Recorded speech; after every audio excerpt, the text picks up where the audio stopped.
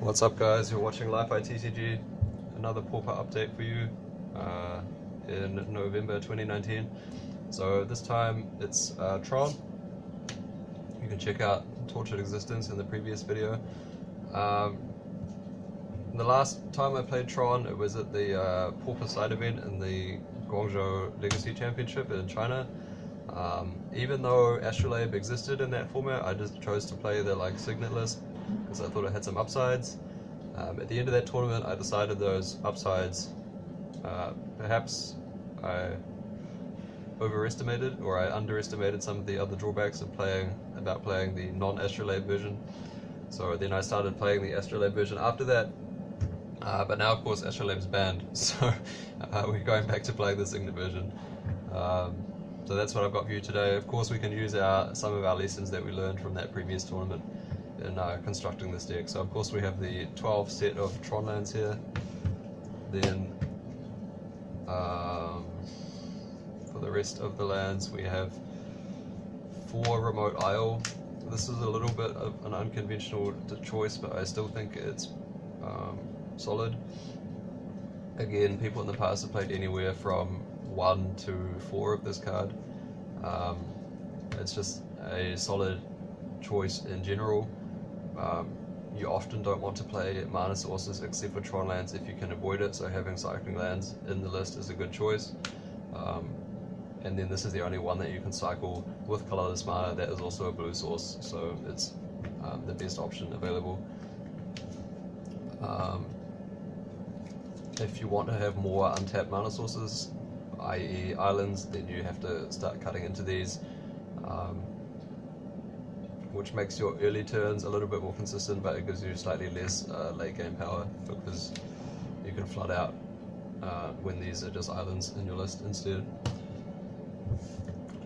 Then the Mortuary Mire and 2 Cave of Temptation. Previously I played 3 Cave of Temptation. I think that maybe that's unnecessary, so I've cut it back to 2. For my rainbow sources I have, of course, these. For the 4 Prophetic Prism and 1 Prismatic Lens, so similar to what other people are playing. So usually most people don't play the Prismatic Lens, but they might have 3 Cave instead. I have tried switching one of these for like a Rupture Spire or a Gateway Plaza, but overall I've found I'm not too happy with that. It makes it easier to have blue mana on turn 3 for casting Forbidden Alchemy, so it's good for that purpose, but not being able to tap for colorless on turn 2 is bad when the deck is playing 4 Prism and 4 Signet. So I would not recommend you play a card like that. There's so many versions of it, like Rupture Spire, Gateway Plaza, Transguild Promenade, maybe there are more, I don't know. That card's been reprinted a lot. Mortuary Mire are still in the list. Of course, with the release of Throne of Eldraine now, you can play Mystic Sanctuary, which has a pretty similar effect.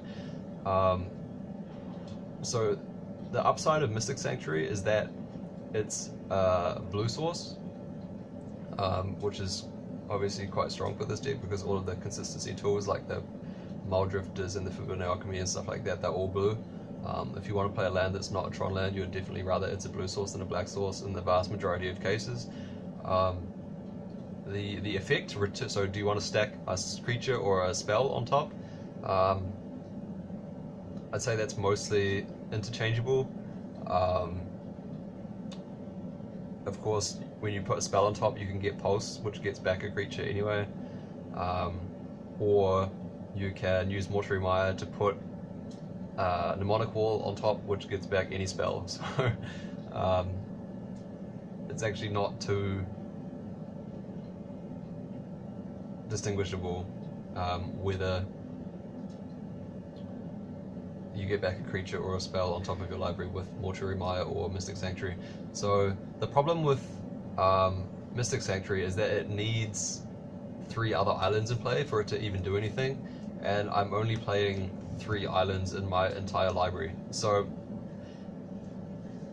even in lists that are playing more islands, you know, like if you imagine that maybe these 2 are islands, so you're playing 2 remote isles and 5 islands and then a Mystic Sanctuary, that's like, you're still super unlikely to have the 3 islands necessary for the Mystic Sanctuary to work in the mid game.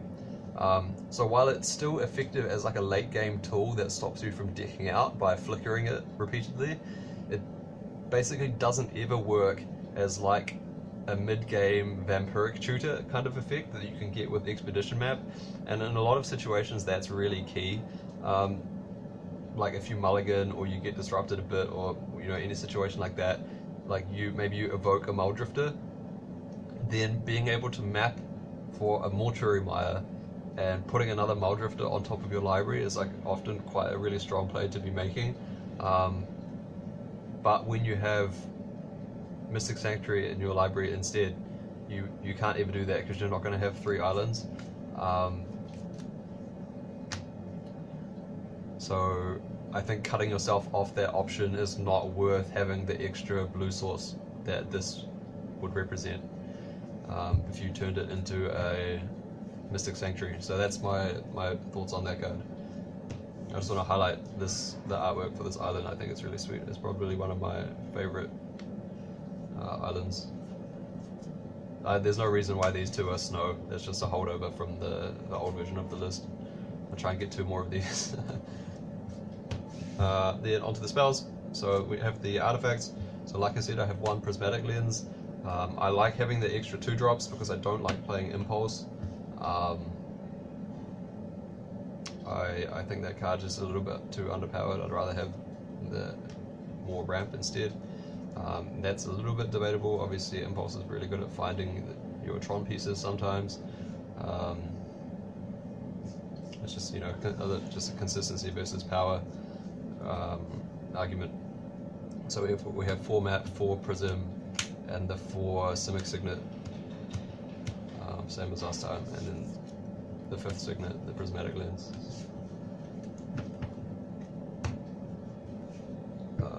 Then the spells, I'll start with the creatures, I guess. So 4 Mulldrifters, staple, 3 Mnemonic Wall.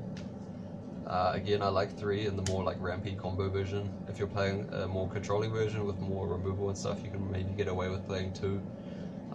Just in the late game, this is often the card that you're really trying to find, so you can assemble the flicker stuff. So I like having 3, even though it's a little bit dead early, which is why you can't afford to play 4. And then 2 Dinrova Horror, kind of for the same reason. If you're hunting for that card, you want to be able to find it soon-ish. It's even a little bit more dead than the wall because it costs more mana in the early game, but at the same time it can be like a reasonable way to stabilize the board when you have the signets and the lens in your deck to act as ramp. You can play it down quickly, bounce your thing, then you have a 4/4 blocker. So it's one of the best win conditions, so I like having 2. Yeah, if you want, you can. I think the deck can only really afford to play 2 slots on this kind of win condition effect. So yeah, again, you could play like another Rolling Thunder or something instead of one of those if you prefer, but I think the Dinrova Horror is better.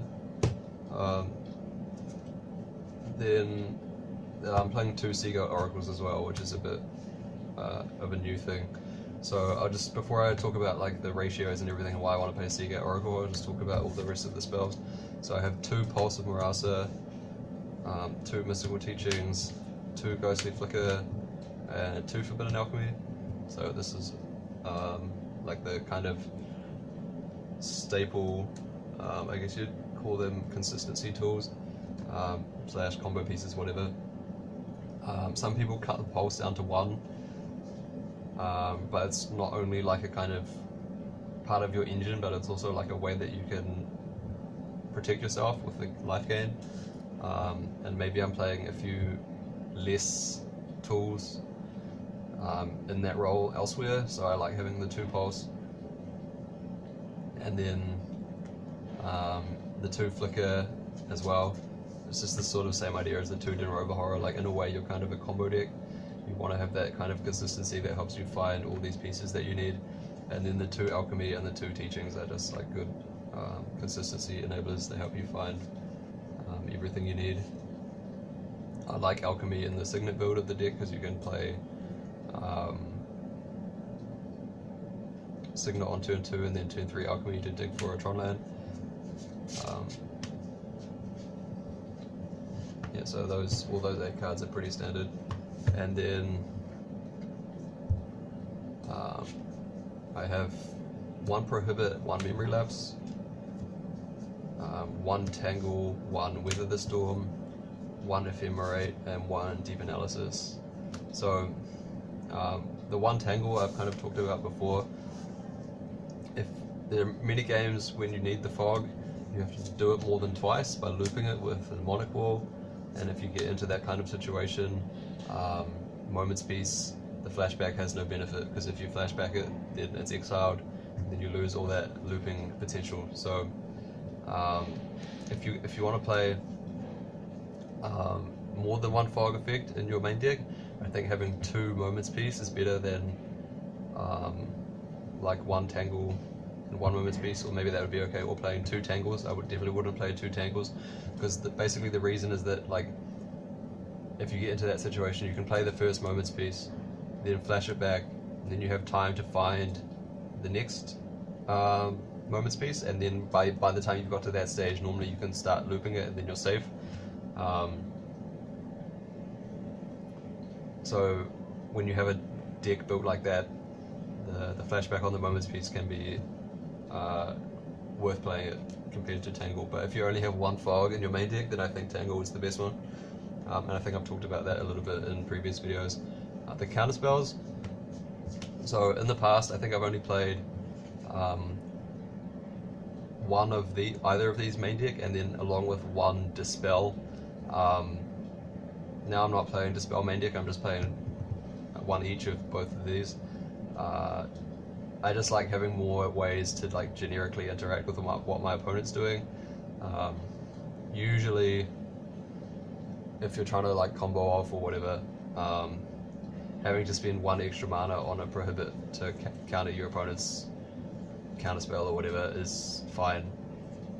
I just don't want to have Dispel stuck in my hand when my opponent plays anything, you know, like a Core Skyfisher or Palace Sentinels or whatever, you know. I just want my counterspells to always be functional, so that's why I have both of these. And you know, they give you coverage on different things. Prohibit is like a hard counter, so you don't have to worry about them top decking the thing again. Memory Lapse can hit any spell, no matter the mana cost, so 1 of each is pretty fine, I think. Then the Ephemerate, everybody knows this card. I said in the previous video that it was a mistake not to include it, and I still think that's true. I mean, not including it would be a mistake. Just the way that this loops with 1 Mnemonic Wall can be game breaking easily in lots of different spots, and you can set that up without too much difficulty because you have the Teachings and so many other dig spells. Yeah, I wouldn't play more than 1 just because it's a bit situational, and it requires the off color of mana, which can be a little bit challenging to find sometimes, especially if it's like early game and you have multiples of these that you really want to start cycling through. Yeah, so I think 1 is a pretty ideal number. And then the Weather the Storm and a Deep Analysis. So I really like Weather the Storm in the main deck. As a tool for staying alive, it's often one of the best options against decks like Delver that have counterspells. You can often chain into this in a way where there's not really a good opportunity for them to counter anything, or they're just like not really aware of it. Then you slam this, they can't counter it effectively because it has Storm, and then that gives you like a few more turns to stabilize. And of course versus Burn, this is one of the most high impact cards you can have as well. So I think 1 Weather in the main deck is pretty fine. And then the last card, 1 Deep Analysis. I just like to have the extra card drawing tool. When you have the ramp in your deck of the Signets, having a 4-drop spell is okay. It's effective against counter spells because it has flashback, and you can mill over it with the Forbidden Alchemy to give you like a little extra boost as well. So I've been pretty happy with this card overall. And then if you want to do the compulsive research trick to deck out your Elves opponent or whatever, you can do that with this card as well, because it's target player draws too. So all around just like a pretty solid choice. So yeah, going back to the Seagate Oracles. So this list is obviously inspired by Entropy263 / Birdman, who are a very well-known online player. So just to compare my list to his, a list that I saw that he did well with the challenge in recently, he's not playing Deep Analysis main deck. Yeah, that's my own little spicy spice. So he was playing 2 counters, but again, for him, one of these is a Dispel. I think he plays Dispel Prohibit. Then I think he had 2 of these, 2 Alchemy, 2 Flicker as well. I think he only had 1 Pulse of Murasa. So the way his list was built, so I have 1 Tangle, 2 Pulse of Murasa. I think he had 1 Pulse of Murasa and 2 Moments Peace. So again, similar. So that's what I was saying before, how like Pulse of Murasa for me is also kind of in the like survivability slot mode. Rather than playing a second Fog, I have a second Pulse, and it just makes the combo a bit more consistent as well. So that's part of that argument. Yeah, 1 Ephemerate for him as well, and I'm pretty sure he plays the 1 with it as well as that too. The mana base was like quite similar, so he doesn't play the Prismatic Lens, so I put that over to the side as well. 4 Signet for him as well, 4 Prism obviously, 4 Map. The all the Tron lands, of course. 3, 4, 5, 6, 7, 8, 9, 10, 11, 12.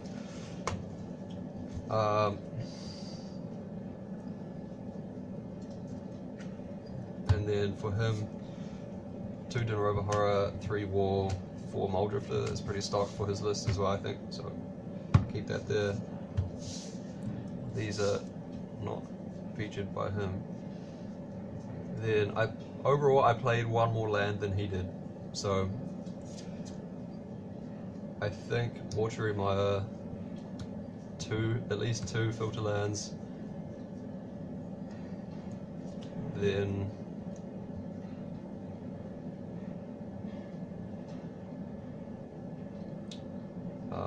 so he cut 1 land, so I would say cut 1 Remote Isle because I know that he doesn't play 4. And so then his list was, in terms of mana, was something like this. So maybe he played even less than 3 Remote Isles. So this is some mixture of remote, for him this is some mixture of Remote Isle and Island. And he might have played a 3rd Cave as well, maybe more than 2. He still plays the Mortuary Mire as well. So then,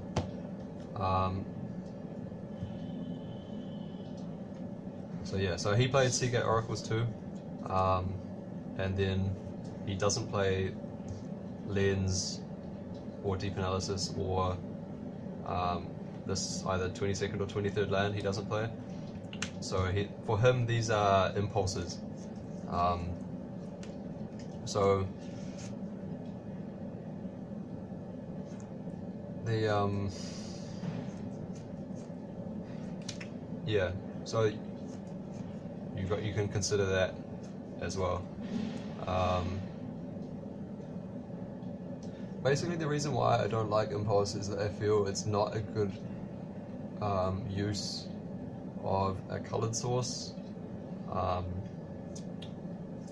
in the late game. So past turn 3 or so, like it compares quite poorly to Forbidden Alchemy, I feel. And then in the early game, you need to put down a blue source so you can cast it, which is not your ideal move because you have a lot of plays that don't require you to do that. You can play turn 1 map and turn 2 crack it when you have 2 Tron lands. You can play turn 2 Prism off 2 Tron lands. You can play turn 2 Signet off of 2 Tron lands. You can play turn 2 Lens off of 2 Tron lands. So I like being able to make that sequence reliably with like no opportunity cost, which is why I like having this extra 5th Signet rather than the Impulse. But having basically 2 extra Forbidden Alchemies, it does make your deck quite a bit more consistent as well. Then yeah, and then he also has the Seagull Oracles. So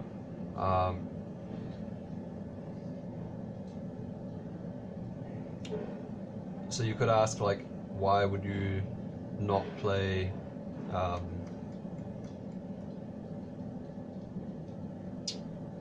Impulse over Seagull Oracle? Like, you could make an argument like that, right? And I just think that the body is pretty important. Like, having more ways that you can utilize Ephemerate, or you know, you can play this on turn 3, then block, then pulse it back, then so you gain 6, then you play it down again, and then you block. That can give you quite a lot of mileage against aggro strategies. Delver might be a little bit more popular too now that Jeskai is kind of fallen off. Of course, Boros is still like a thing, but I think Delver is making a little bit of a comeback. So having a thing that blocks Ninja is definitely noteworthy. So the 2 Seagull Oracles is what I'm trying right now, and I think I'm going to stick with that for a bit. Yeah, so this is not really too different to like a well-known grinders list. It's just the idea of playing, rather than Impulse, you have one more ramp option, and then sort of like one more ramp payoff, which in a way is also a bit like a consistency tool in the same vein as Impulse. So just a little bit of a tweak here and there, and then cutting the Dispel for another more flexible kind of spell, and then a slight change in configuration of the fogs. Yeah, so that's all the thought process behind that. I hope that didn't get too rambly. I'm sure it did, but thanks for sticking with it. In terms of the sideboard, what I've been playing online is, again, just like the Tortured Existence video, I don't have all the cards here with me in paper to show you, but I'll just quickly run through it. So 1 Electrickery, just for the like elves and Delver, definitely a strong option to have. 1 Ancient Grudge, just versus Affinity, and in some matchups your strategy just involves destroying their relic and then comboing off. Shattering Pulse is another option that I've been thinking about, not too sure which is better. 2 Moments Peace, just to shore up the aggro matchups, and then I would also play 2 Stonehorn Dignitary in addition to that, just against decks like Red Deck Wins, Stompy, or even stuff like Boggle, so you can definitely use the extra help. So the 2 extra fogs and then the 2 Stonehorns, just they give you extra coverage versus different things. So like Stonehorn is good versus stuff like Flaring Pain, which gets around fog, and also it just has different kinds of synergy with the rest of your deck. So when you have all these like flickers and stuff, when you're boarding in Stonehorn, it doesn't, you know, suddenly all your flickers and stuff also become like stabilizing fog tools when before they weren't necessarily doing that. So having the mix of the instant fogs and the Stonehorn is like an effective way of addressing aggro stuff. So that's 6 cards. Then I would also play 4 Hydroblast. You can play even more now. You can play Blue Elemental Blast as well because they unified the format, but 4 is probably enough. Like Red Deck Wins and Burn are just annoying enough that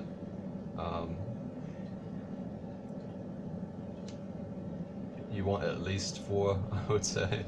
And if you have a lot of problems in your locals, you can maybe play even more than that. And then, so that's 10 cards there. I would also play 2 Ulamog's Crushes. not only are they good in the mirror, there are some mid-range decks like Mono Black, for example, where your main deck is pretty much doing everything you need it to be doing anyway, but those cards like Tangle, and to a certain extent like Weather the Storm, they don't really do too much against those kind of like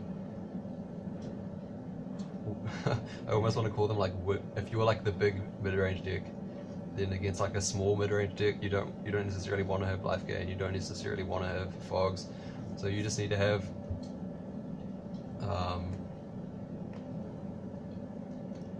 just a couple cards, generically powerful cards you can bring in that just trump the matchup. So normally I'll just bring in like 2 Ulamog's Crusher and like the Ancient Grudge to hedge against Relic, and then just hope that I can power through whatever they're doing. And you can the Ulamog's Crusher is also good in the mirror because it can't be blue blasted or red blasted or anything like that. It's pretty difficult to interact with. So yeah, so the 2 Ulamog's Crusher, that's 12 cards. And the last 3, I would probably just play like 2 Pyroblasts and a Dispel, or maybe like 3 Pyroblasts, depending on what you expect to face.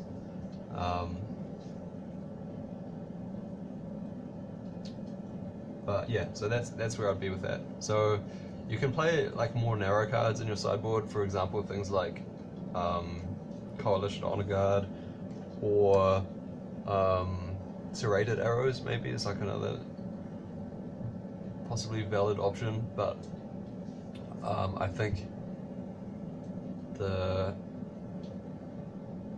you already have Electrickery against the small creature stuff, you have Fogs against the aggro stuff.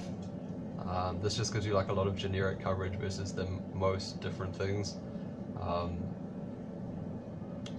If you were more trying to hedge versus burn, you could play another Weather the Storm instead of one of the Hydroblasts, or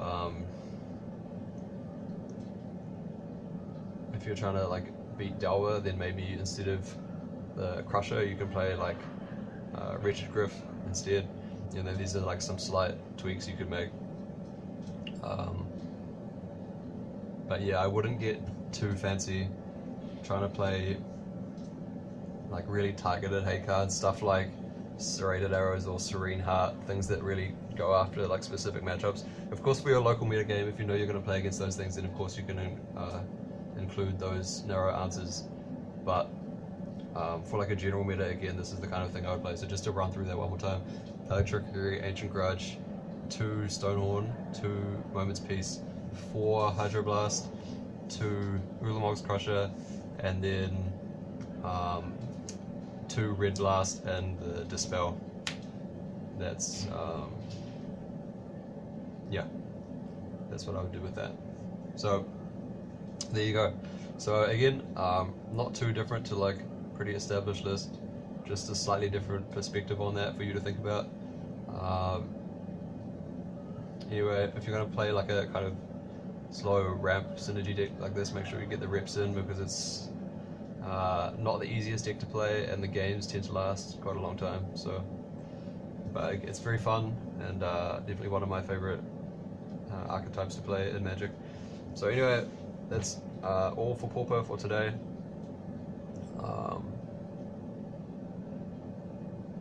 Definitely got some other brews percolating right now, but they're not quite ready to show you yet. So maybe next time. This is Li-Fi TCG signing out.